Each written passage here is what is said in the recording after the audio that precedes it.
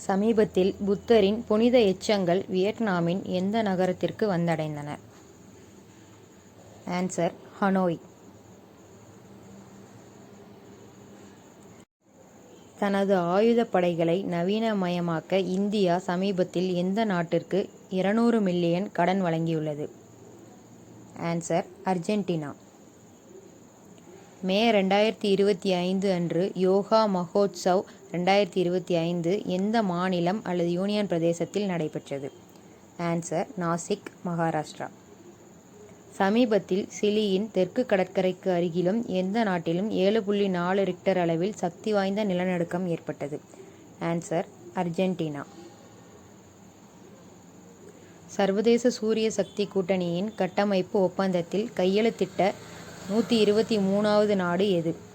Answer: Angola.